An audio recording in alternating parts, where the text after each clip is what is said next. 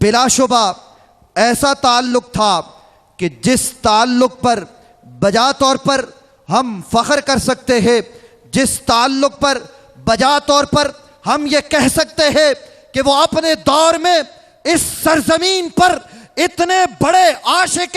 رسول تھے کہ ہماری نظر میں اس زمانے میں اور بعد کے زمانے میں ان جیسا عاشق رسول ہمیں کوئی اور نظر نہیں آتا۔ حضرت اکاڑوی رحمت اللہ تعالی علیہ نے جس طرح حضرت علامہ ہمدانی دامت برکاتہم العالیہ فرما رہے تھے کہ کریا کریا گلی گلی بستی بستی عشق رسول کی شمع کو فیروزہ کیا، اور ہزاروں لوگ ایسے کہ جو آقا علیہ السلام کے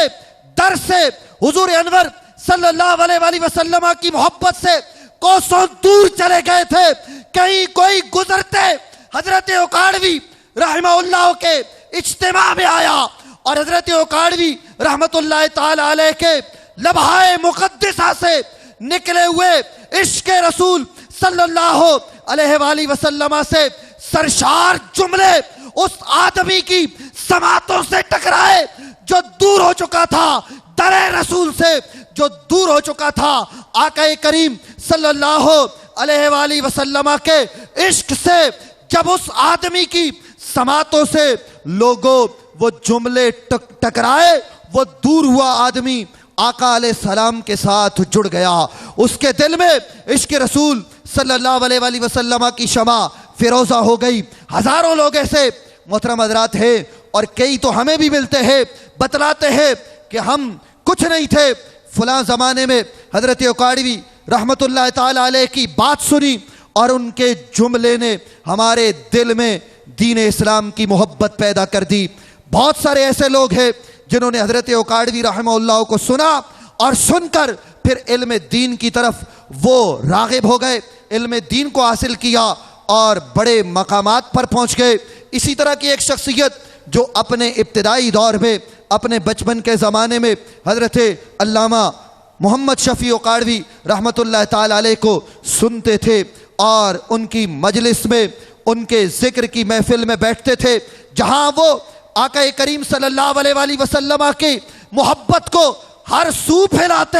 وہاں اور لوگ آتے، اور جس شخصیت کو میں دعوت خطاب دینے جا رہا ہوں وہ بھی اپنی کم عمری کے باوجود آپ کے اجتماعات میں موجود ہوتے، اور حضرت اکاڑوی رحمہ اللہ کے اجتماع میں شرکت کی برکت دیکھیے کہ وہ جو اجتماع میں شرکت کے لیے آیا کرتا تھا آج اس مقام پر ہے کہ حضرت اکاڑوی رحمت اللہ تعالی علیہ کا عرس ہے، اور حضرت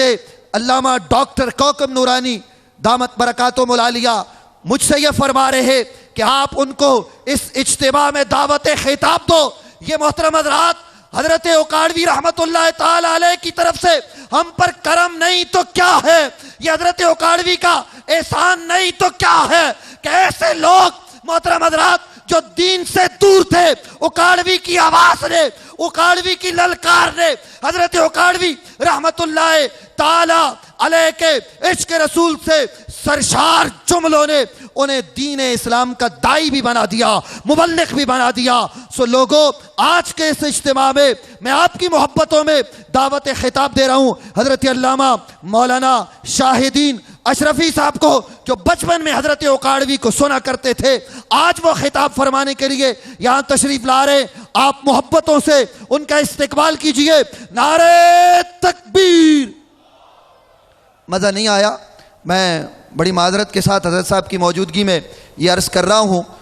کہ جب تک آپ پرزور نعرے کا جواب نہیں دیں گے میں بھی آپ کی جان نہیں چھوڑوں گا۔ کم از کم ہاتھ اٹھا کر جواب دیں۔ میرے خیال سے مائک کے باہر والے جو لاؤڈ اسپیکر ہیں جو آواز باہر بھیجتے ہیں ان پر پابندی ضرور لگی ہے، آپ کی آواز پر کوئی پابندی نہیں ہے۔ آپ کو کسی کا ڈر خوف نہیں ہونا چاہیے۔ آپ حضرت اکاڑوی رحمت اللہ تعالی علیہ کے عرس میں آئے ہیں، ذرا باواز بلند جواب دیجئے، نعرہ تکبیر۔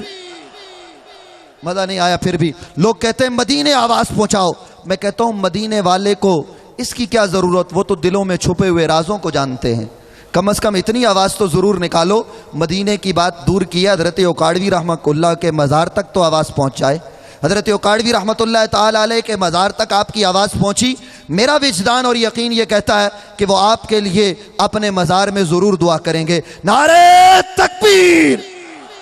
نعرہ رسالت، نعرہ رسالت، نعرہ رسالت۔ حضرت علامہ مولانا شاہد دین اشرفی۔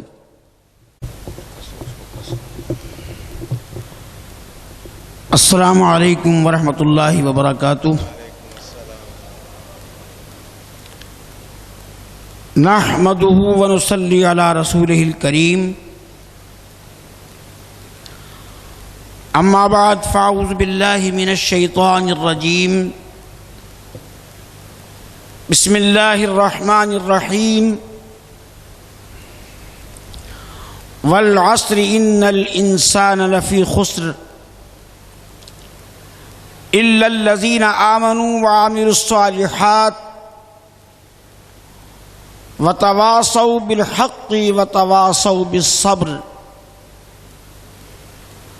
صدق اللہ وصدق رسولہ النبی الکریم۔ الصلاۃ والسلام علیک یا رسول اللہ، وسلم علیک وعلی آلک واصحابک یا حبیب اللہ۔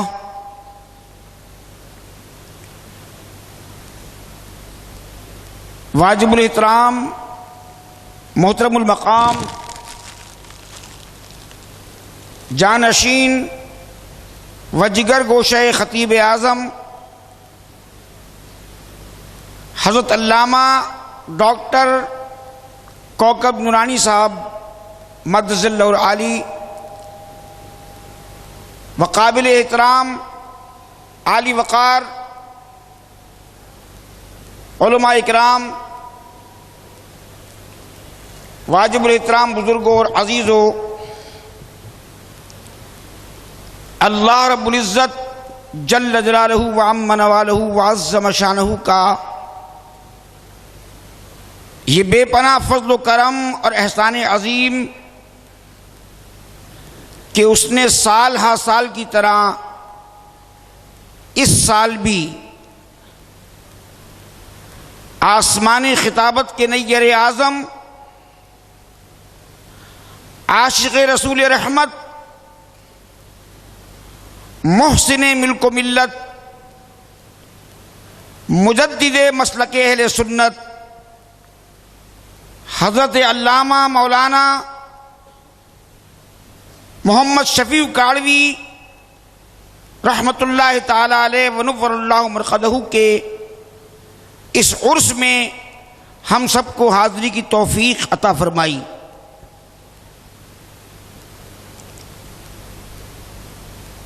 پوری دنیا میں جہاں جہاں آپ کے چاہنے والے، آپ کو سننے والے، آپ کے غم مفارقت میں افسردہ ہونے والے موجود ہیں، وہ اپنے اپنے علاقوں میں، اپنی اپنی مسجدوں میں، اپنے اپنے گھروں میں، بلکہ اپنے اپنے دلوں میں اس دن کو، عرس کے اس یوم کو یوم خطیب اعظم کے نام سے مناتے ہیں۔ اور کیوں نہ منایا جائے کہ اللہ تبارک و تعالیٰ نے عشق مصطفیٰ صلی اللہ تعالی علیہ وسلم کے نور سے آپ کی شخصیت کو ایسا منور فرمایا تھا، ایسا وزادار بنایا تھا، ایسا ملیح الوجہ بنایا تھا کہ جو ایک مرتبہ آپ کو دیکھ لیتا تو بار بار دیکھنے کا مشتاق ہو جاتا، جو ایک بار آپ کو سن لیتا بار بار آپ کو سننے کا تمنائی اور شیدائی ہو جاتا۔ عزیزان گرامی، خطیب عالم اسلام حضرت علامہ مولانا محمد شفیع صاحب اکاڑوی رحمۃ اللہ تعالی علیہ کی ذات والا صفات کے یوں تو انگنت پہلو ہیں. آپ ایک بہترین مبلغ، ایک بہترین مفسر، ایک بہترین مصنف، ایک بہترین نعت گو، ایک بہترین نعت خواں، ایک بہترین حافظ قرآن، لیکن ان تمام خصوصیات میں سحر البیان خطیب ہونا آپ کا ایک روشن اور ممتاز تعارف ہے کہ آپ کی خوش الحانی، آپ کا انداز بیاں کو اللہ تبارک و تعالیٰ نے ایسی عزت اور رفعت بخشی کہ اس انداز بیاں کو آپ تو کیا بلکہ سن کر لوگ خطیب بن گئے، اور جس نے بھی اس انداز بیاں کو اپنایا وہ اپنے اپنے علاقوں میں مانا گیا اور عزت پا گیا. بے شمار لوگ شہر کراچی آئے، ملک کے مختلف گوشوں سے آئے، انہوں نے اپنے جوہر خطابت دکھائے، اپنے آپ کو منوایا. ایک سے ایک عالی مرتبت، ایک سے ایک قابل شخصیت آئی، لیکن خطیب پاکستان کے نام سے، اس لقب سے جو شہرت علامہ اکاڑوی صاحب کو ملی، کوئی اس شہرت کو نہ پا سکا، بلکہ یوں کہیے کہ جلوے تو بے شمار تھے اس کائنات میں، جلوے تو بے شمار تھے اس کائنات میں، حضرت کی ایسی شان تھی کہ نظر ان پہ جم گئی. خطیب پاکستان کو لوگوں نے صرف یہی دیکھا کہ آپ کا انداز بیاں بڑا دل کو موہ لینے والا تھا، لیکن اس کے علاوہ مسلک اہل سنت کی جو خدمات آپ نے مدارس کے قیام کے حوالے سے، مساجد کے قیام کے حوالے سے، اور پاکستان ہی میں نہیں بلکہ بیرون پاکستان آپ نے مسلک اہل سنت کی جو خدمت کی، اس خدمت کو سر انجام دینا ہر ایک کے بس کی بات نہیں تھی. میں اس وقت 8 یا 9 سال کی عمر میں تھا، اور میرے والد محترم جو بہت غریب آدمی تھے، لیکن جہاں خطیب پاکستان کے واعظ کا ان کو علم ہو جاتا، وہ دوڑ کر پیدل چل کر مجھے کندھے پر بٹھا کر کسی طریقے سے بھی وہاں پہنچنے کی کوشش کرتے تھے. ڈرک کالونی کے اندر ایک مرتبہ ایک مسجد میں والد صاحب کو پتہ لگ گیا کہ خطیب پاکستان کا وہاں واعظ ہے. آپ ریکسر لائن یعنی میوہ شاہ قبرستان سے مجھے لے کر ڈرک کالونی پہنچے. جب وہ اس مسجد میں پہنچے تو وہ مسجد، اس کا نام تھا مسجد قمر، اور اس پر ٹین کی چادریں تھیں. انتظامیہ نے آ کر خطیب پاکستان سے تعمیری مشکلات کا ذکر کیا، تو خطیب پاکستان نے وہاں ایسا ولولہ انگیز خطاب فرمایا سخاوت کے حوالے سے، اللہ کی راہ میں خرچ کرنے کے حوالے سے، کہ جب اگلے سال خطیب پاکستان کا اس مسجد میں خطاب ہوا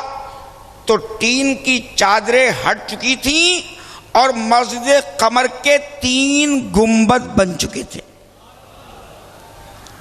اچھا ہم اس وقت بھی ہم پہنچے وہاں پر، تو خطیب پاکستان نے اپنی گفتگو کا آغاز ہی اس طرح فرمایا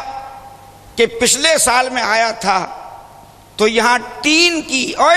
کی چادریں تھیں اور اب 3 گنبد ہیں. تو یہ ٹین اور 3 کی جو آپ نے تکرار کی تو الحمدللہ پھر اتنی کثیر رقم جمع ہو گئی کہ مسجد کا سارا رنگ و روغن بھی ہو گیا. اچھا، مسجد بنوانا، مدرسے کی تعمیرات میں لوگوں کو رغبت دلانا، لیکن اس کے علاوہ بے شمار خدمات تھیں آپ کی جس کا عام لوگوں کو علم نہیں ہوتا تھا. مثلا کوئی ایسا خطیب، سنی خطیب جس کے پاس مسجد نہ ہو، یا کوئی روزگار کا ذریعہ نہ ہو،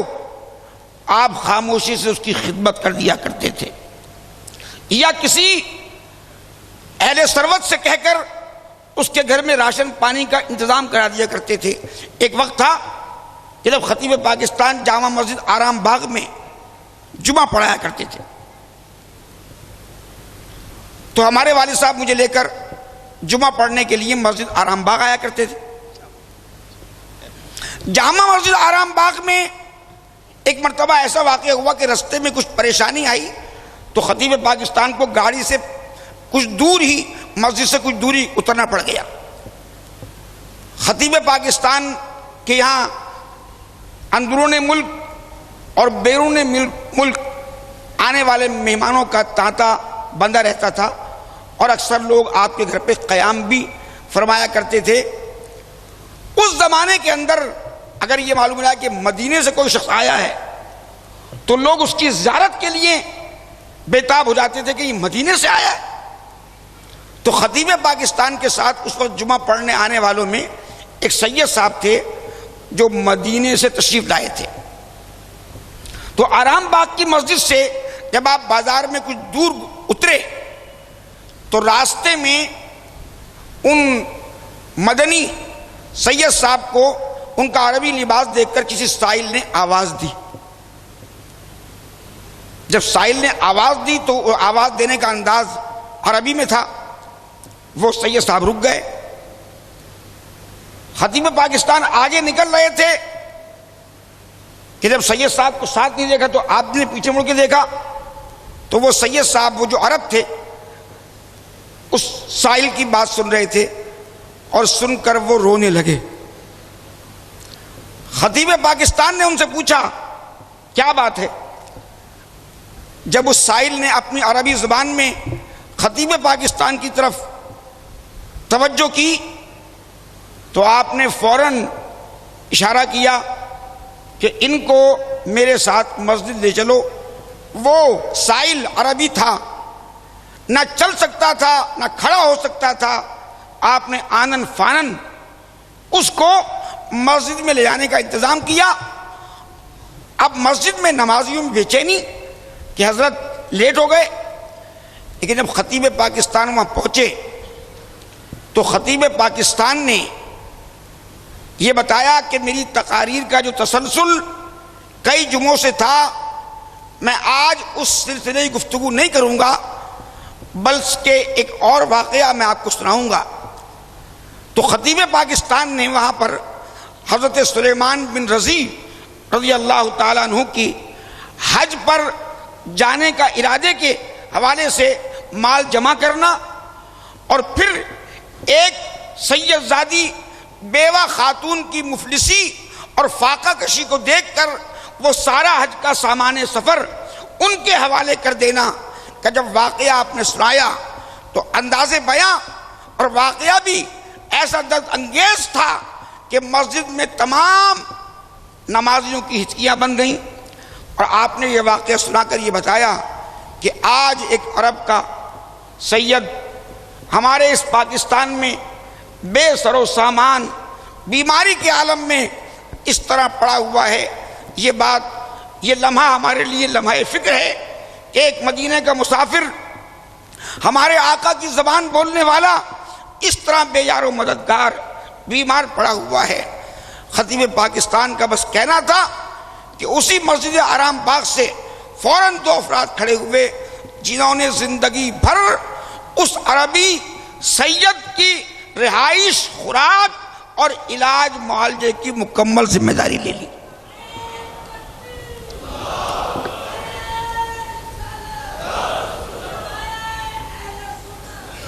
تو خطیب پاکستان حضرت علامہ مولانا محمد شفیع کاڑوی رحمت اللہ تعالی علیہ نے صرف اپنی تقریروں سے ہی نہیں بلکہ اپنی تحریروں سے بھی اپنی خدا داد صلاحیت کو منوایا، اور آپ کی ذات پر کڑی تنقید کرنے والے بھی اس بات کو مانتے تھے کہ بکھرے ہوئے مجمع کو اکائی میں بدل دینا، لوگوں کو جب چاہا ہنسا دینا، جس طرح چاہا رلا دینا، یہاں تک کہ کسی بھی نیک کام کے لیے ان کی جیبوں سے پیسہ نکلوا لینا، یہ خطیب پاکستان ہی کا حصہ ہے۔ عزیزان گرامی، سن 1980 میں جب میں لیاقت آباد جامع مسجد قوت الاسلام میں خدمت انجام دے رہا تھا، لیاقت آباد 10 نمبر کی ایک مسجد کے امام نے بارگاہ رسالت میں توہین آمیز الفاظ کہے۔ خطرہ تھا کہ سنیوں کو جب اس بات کی اطلاع ملی تو بڑا فساد ہو جاتا، بڑا کشت و خون ہوتا، لیکن علاقے کے چند معقول لوگوں نے یہ نوجوانوں کو ٹھنڈا کیا اور کہا کہ دیکھو، بات کا جواب بات سے، علم کا جواب علم سے دینا درست ہوگا۔ یہ قتل و غارت گری، یہ فتنہ و فساد اس مسئلے کا حل نہیں ہے۔ خطیب پاکستان کے پاس آئے۔ خطیب پاکستان کی وہ ذات تھی کہ جب بھی کسی مسجد میں، کسی علاقے میں عقائد کے حوالے سے بات ہوتی تو اہل کراچی کی نگاہ خطیب پاکستان پر ہی پڑتی تھی، اور خطیب پاکستان اس بحران کو برہان سے حل کیا کرتے تھے، اور جب آپ اس کا دندان شکن جواب دیتے تھے تو مرجھائے ہوئے چہرے کھل جاتے تھے، سنیوں کے چہرے پر چمک آ جاتی تھی، ان کے جذبے اور حوصلے بلند ہو جاتے تھے۔ اس نے کہا، بلاک نمبر 10 لیاقت آباد کی مسجد کے وہابی خطیب نے کہا کہ یہ سنی رسول کو خدا سے ملا دیتے ہیں، اور اس طرح اس نے سرکار کی بارگاہ میں بشریت کے حوالے سے، ہمسری کے حوالے سے گستاخانہ کلمات کہے۔ جب خطیب پاکستان کے پاس اس بات کی اطلاع گئی، حافظ محمد تقی شہید، سید نور عالم بخاری اور دوسرے اہل سنت کے چنیدہ لوگ جب حضرت کی خدمت میں آئے تو اگرچہ حضرت کی خدمات، اگرچہ حضرت کی مصروفیات بہت زیادہ تھیں، کراچی سے باہر جانے کا ارادہ تھا، لیکن خطیب پاکستان نے تمام مصروفیات ترک کر دیں، اور وہاں ایک عظیم الشان جلسہ ہوا جس میں 2.5 گھنٹے خطیب پاکستان نے خطاب کیا۔ پورا لیاقت آباد نعروں سے گونج اٹھا، اور ہفتے سے زیادہ دنوں تک اس جلسے کی واہ اور اس جلسے کی شہرت، اس جلسے پر خطیب پاکستان کی خطاب پر خوشی کا اظہار لوگ کرتے رہے، اور الحمدللہ آخر اس خطیب کو وہ مسجد چھوڑ کر وہاں سے جانا پڑا۔ تو دوستو بزرگوں، خطیب پاکستان کی شخصیت کے متعلق میں بہت کچھ کہنا چاہوں گا، لیکن وہ الفاظ کہاں سے لاؤں جو اس چاند کی کرنوں کی صحیح ترجمانی کر سکیں۔ بس میں نے جو قرآن پاک کی آیت، مشہور سورت آپ کے سامنے تلاوت کی ہے کہ والعصر ان الانسان لفی خسر، قسم ہے اس زمانے کی کہ انسان بڑے خسارے میں ہے، الا استثناء ہے، مگر الذین آمنوا، وہ لوگ جو ایمان لائے، وعاملوا الصالحات، اور نیک اعمال کیے، اور خود ہی نیک اعمال پر اکتفا نہیں کیا بلکہ وتواصوا بالحق وتواصوا بالصبر، اور جو دوسروں کو بھی حق کی تاکید اور صبر کی تلقین کرتے رہے۔ علامہ اکاڑوی کی ذات اس ترجمے سے عبارت ہے کہ وہ خود بھی ایک مومن کامل تھے اور ایک بہترین عامل تھے، عالم باعمل تھے، لیکن انہوں نے اپنے علم اور اپنے عمل سے لوگوں کے دلوں کو اس طرح تسخیر کیا کہ الحمدللہ وہ لوگ جو یہ کہتے تھے کہ میاں عقیدہ وقیدہ کیا ہے، بس نماز پڑھو، یہ تو مولویوں نے اپنا تشخص قائم کرنے کے لیے باتیں پھیلا رکھی ہیں۔ خطیب پاکستان کے خطاب سے لوگوں میں غیرت عقیدہ پیدا ہوئی، خطیب پاکستان کے خطاب کے اثر سے لوگ ناموس عقیدہ کو سمجھے، انہیں پتہ لگا کہ عشق مصطفیٰ کیا چیز ہے، اور عشق مصطفیٰ نہیں تو یہ تمام عبادات، تمام ریاضتیں بیکار ہیں۔ عزیزان گرامی، بہت کچھ کہا جا سکتا ہے خطیب پاکستان کے لیے، لیکن ان کے جہاں اور بہترین کارنامے ہیں، ان کا ایک نمایاں کارنامہ، ان کا ایک نمایاں چھوڑا ہوا ورثہ علامہ ڈاکٹر کوکب نورانی کی شکل میں ہمارے سامنے موجود ہیں۔ اللہ اکبر۔